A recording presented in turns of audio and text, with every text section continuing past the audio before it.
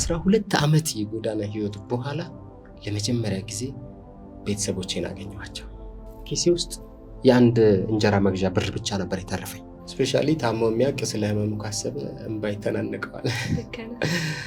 ያንን ስሜቴን የማልፍባቸው በርካታ መንገዶች ነበሩ። ለምሳሌ በተለያዩ ሱሳሱሶች።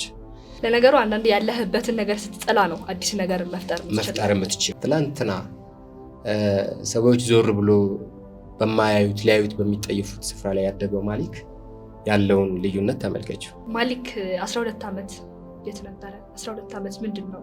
ቀን ማታም እዛችሁ ላስቲክ ቤቴ በረንዳ ላይ ዱቅ ብዬ በርጫዬን ይዤ ምናምን የማይነገር ነገር የለም አይደል? መስታወት ፊት ቆሜ ራሴን ማየት እንደማልችል ታውቂያለሽ። ስለዚህ የመጀመሪያ ስራ ጥበቃ ነበር ማለት ነው። የመጀመሪያ ስራ ግን እንዴት ፔስትራ ምናምን ይዘሽ አልጠበቅሽኝም?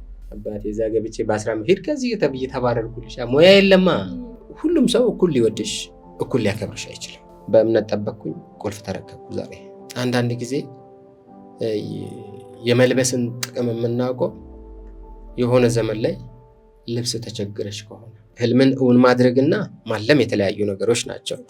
ሰዎች አንቺ እንድትሆኚ የጫኑብሽን ሳይሆን ያንቺን ፍላጎት። ግን ስኬት ማለት ማግኘት ነው ወይ ነው?